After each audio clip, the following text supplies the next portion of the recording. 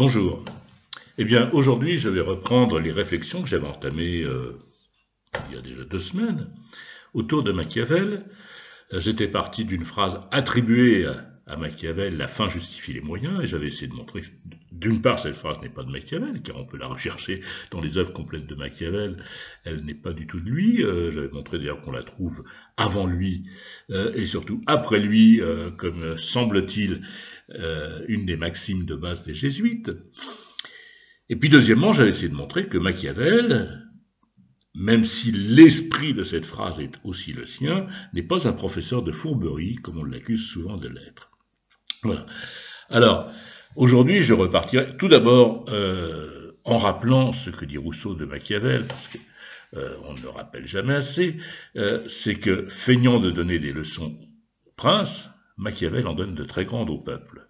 Car ce que dit Machiavel, c'est l'exposition de la vérité effective de la chose, la verita effettuale della cosa, dit-il, c'est-à-dire ce qu'est la réalité de la politique, indépendamment de toutes les protestations de morale de nos gouvernants, indépendamment des discours dégoulinants de moraline dont nous sommes abreuvés, accablés même depuis quelques mois, quelques années.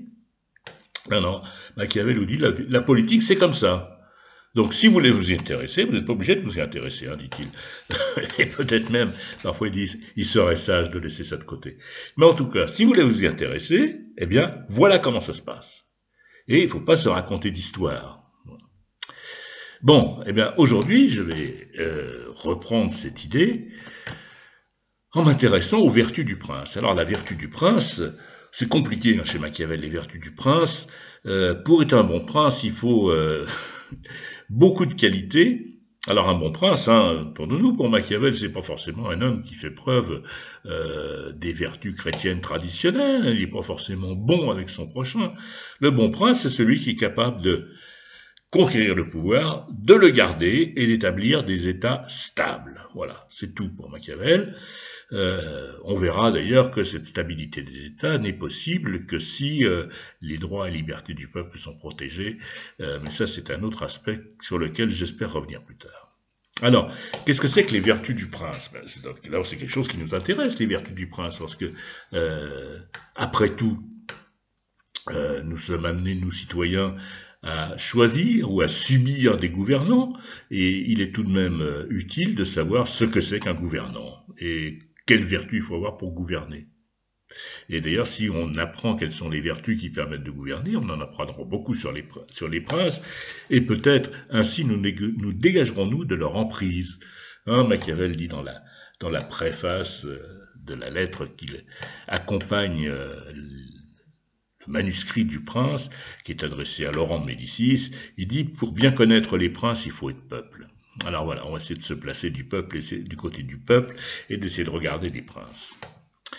Alors, vertu du prince, il y en a beaucoup, comme je l'ai dit, il y a du savoir à avoir sur les princes. Machiavel insiste beaucoup sur l'importance de la connaissance de l'histoire et des leçons de l'histoire. Ça pourrait être l'objet d'un autre entretien. Et puis, surtout, il y en a deux qui sont très connus, c'est que le prince doit être à la fois un lion et un renard. Alors, qu'est-ce que c'est que cette histoire de lion et de renard? Dans la mythologie des Grecs, il y a un personnage important qui s'appelle Chiron, ou Chiron si on le prononçait à la française, Kéiron en grec. Alors, qui c'est ce Kéiron? Eh bien, c'est un personnage qui est à la fois mi-homme, mi-cheval, et il est, pour les Grecs, l'enseignant par excellence. Il a d'ailleurs pour disciple Asclépios, le fameux dieu de la médecine. C'est d'ailleurs à la fin du Phédon, Socrate dit justement il faut sacrifier un coq à Asclépios avant de mourir. Mais Chiron est aussi l'enseignant d'Achille, à qui il a appris la musique, la médecine, aussi bien que les arts de la guerre. Alors, Chiron, ça renvoie donc à Kéiron, et Kéiron, c'est un radical, il y a un radical qui désigne la main, et on peut dire que Chiron, c'est celui qui possède l'habileté, l'habileté des mains, mais toutes les autres habiletés. Alors, c'est auprès de Chiron que le prince devra s'instruire. Alors il va s'instruire de quoi? Il va s'instruire de la médecine. Et oui, c'est normal. Comme Achille. Pourquoi il s'instruit de la médecine? Parce que les peuples sont comme les hommes, ils ont des humeurs. Hein, et gouverner, c'est être capable de détecter l'équilibre des humeurs des hommes. Voilà. Et les peuples, c'est comme les hommes. Ils ont des humeurs, et l'humeur du peuple est quelque chose de fondamental si on veut gouverner. Bon, il va apprendre la médecine, puis il va apprendre beaucoup d'autres choses. Mais Machiavel va faire un usage un peu particulier de notre centaure, puisque au fond, il va essayer de dire que le prince, il doit être comme le centaure, il doit être moitié homme et moitié bête. En effet, Machiavel dit que pour combattre, pour prendre le pouvoir et puis pour le garder, il faut combattre, il dit qu'il y a deux manières. L'une avec les lois, l'autre avec la force. La première est propre à l'homme, la deuxième est propre aux bêtes. Alors, c'est très intéressant. Si les hommes étaient raisonnables, les lois suffiraient. Mais des bonnes lois nous permettraient de vivre en paix, un peu selon le modèle du bon gouvernement et de la fameuse fresque du bon gouvernement qui se trouve dans le palais communal de Sienne, la fresque qui est l'exposé des vertus du bon gouvernement et des résultats tout à fait harmonieux et paisibles du bon gouvernement dans la cité et à la campagne. Bon. Alors oui, il faudrait pouvoir gouverner par les lois. Mais gouverner par les lois, ça ne suffit pas pour Machiavel. Et donc un prince doit savoir user et de l'homme et de la bête. Et de l'homme et de la bête. Alors, cette bête elle-même, dont le prince doit savoir user, c'est un animal double. Le prince doit user du lion et du renard. Car le lion ne se défend pas des pièges. Le lion, il combat férocement, courageusement. Et le renard ne se défend pas des loups. Le renard est trop petit et les loups vont le manger. Alors, puisque la raison, c'est-à-dire les lois ne suffisent pas à gouverner, être lion, ça ne suffit pas. Le courage ne suffit pas. Il faut du courage. Un prince qui manque de courage ne sera jamais prince. Il faut savoir avoir de l'audace à un moment venu et forcer même le destin sans doute. Mais la force ne suffit pas, il faut ajouter la ruse pour déjouer les pièges. Et c'est pourquoi, en bon renard, le prince doit se préparer à tromper. Voilà. Un souverain sage, nous dit Machiavel, ne peut ni ne doit observer sa parole lorsqu'un de ses comportements risque de se retourner contre lui et qu'ont disparu les raisons qui la firent engager. Voilà. Alors ça, c'est une affirmation extraordinaire. Il faut être apte à tromper son monde. Je te donne ma parole, mais il ne faut pas trop compter que je la tienne si j'ai l'occasion de m'en dégager à bon compte. Alors, cette affirmation de Machiavel, elle est considérée comme une de ces choses horribles qui ont contribué à la mauvaise réputation de notre Florentin. Voilà. Mais c'est pas du tout une chose horrible. Machiavel vous dit simplement, c'est comme ça. Il vous dit, un prince, il dit pas, ne doit pas. Il n'est pas là pour faire des prescriptions, il est là pour dire comment ça se passe, et un prince ne peut ni ne doit observer sa parole s'il veut rester prince. Voilà. Bon. Alors cette affirmation n'est pas du tout horrible, c'est une affirmation de simple bon sens. Mais tout le monde la connaît, quand on a réfléchi un peu à la chose politique. Machiavel dit qu'il pourrait y en avoir une infinité d'exemples modernes. Bon, c'est exact, il y a une infinité d'exemples modernes. Moi, la phrase de Machiavel me fait toujours penser à cette maxime attribuée à Charles Pasqua, le défunt ministre de l'Intérieur, qui disait que les promesses électorales n'engagent que ceux qui y croient. Si les promesses électorales n'engagent que ceux qui y croient, c'est du pur Machiavel.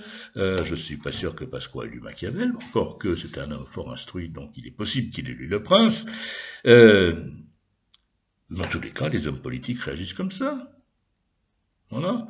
Je ne connais aucun homme politique qui se soit vraiment, et toute sa vie, tenu engagé par sa parole. Enfin, quand même. Hein, nous avons connu un président qui, en 1972, lors d'un congrès fameux, disait « Celui qui n'est pas pour la rupture avec le capitalisme, celui-là ne peut pas être socialiste. » Et puis, quand il a été au pouvoir, il a rompu avec la rupture. Voilà. Et puis, beaucoup d'autres exemples. C'est également vrai des grandes puissances. C'est également vrai des grandes puissances, puisque aucune ne s'est construite sans faire du précepte machiavélien sa règle d'or.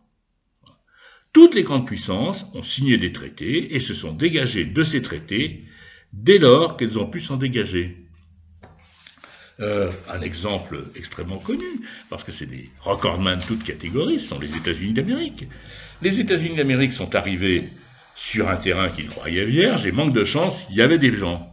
Il y avait des peuples, les peuples indiens qui étaient là, et on leur a fait la guerre. Et puis, quand le nombre des Américains, des immigrants était insuffisant, on signait un traité de paix. Et puis, dès que de nouveaux immigrants arrivaient, on redéclenchait la guerre. Ce qui fait qu'à la fin, eh bien, il ne restait presque plus de place pour ces malheureux Amérindiens, réduits dans les quelques réserves où ils sont en train de finir de mourir d'ailleurs de leur belle mort. Voilà. Les États-Unis n'ont jamais tenu une seule de leurs paroles. L'actuel président américain, quand il veut se dégager d'un engagement pris par les États-Unis, le fait s'il le peut et s'il y trouve son intérêt. Il n'y a rien d'autre dans la vie politique. J'ai pris l'exemple américain, mais on pourrait prendre tous les autres exemples. L'histoire mondiale est faite de ça. De ça. Alors Machiavel vous dit pas que c'est bien, il vous dit pas que c'est mal, mais il dit que ça se passe comme ça. Et si vous êtes amené à vous intéresser à la chose publique, eh bien, il faut savoir que ça se passe comme ça. Alors c'est très intéressant parce que ça veut dire que les peuples doivent apprendre à se défier des princes, à ne pas tenir compte de leurs paroles, parce qu'ils savent bien que si on relâche la pression, le peuple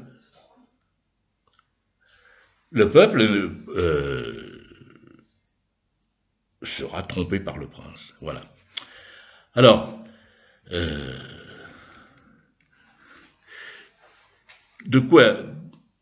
quelles conséquences ça a, cette histoire? Il faut à la fois savoir qu'on doit ruser, qu'on doit être traître à sa propre parole s'il le faut, mais il faut le dissimuler. Car la nature du prince, c'est aussi d'être dissimulateur. Voici ce que dit encore Machiavel. Il est nécessaire de savoir bien farder cette nature et d'être simulateur et dissimulateur. Les hommes sont si simples et obéissent si bien aux nécessités présentes que celui qui trompe trouvera toujours quelqu'un qui se laissera tromper. Voilà. Bon, je ne sais pas si Machiavel a une vue pessimiste de la nature humaine, parce qu'après tout, ça veut dire qu'il y a des gens de bonne foi, mais il dit en politique, il faut savoir que les dirigeants sont, par constitution, en quelque sorte, simulateurs et dissimulateurs. Voilà. Alors, ce désir de dissimulation et des simulations, les princes trouvent généralement des bénévoles, plus ou moins bénévoles, chez les moralistes, qui vont aider à nous tromper, qui vont aider à raconter toutes sortes de belles histoires sur tel président philosophe, sur la génération morale, sur tout ce qu'on voudra. Mais tout ça, c'est des belles histoires de propagandistes qui aident le prince à se déguiser en lion et en renard. On remarquera tout de même qu'il y a un glissement intéressant. Le prince est tenu de ne pas se laisser empêtrer dans les filets de ces préceptes de la morale ordinaire, parce que les hommes sont simulateurs et dissimulateurs, mais les princes qui sont simulateurs et dissimulateurs se trouvent en face d'eux des hommes assez simples pour vouloir être trompés. La méchanceté générale, donc, n'est pas si générale qu'on pourrait le croire en écoutant Machiavel. Elle peut être contenue par l'action habile d'un prince vertueux, ce qu'on verra la prochaine fois.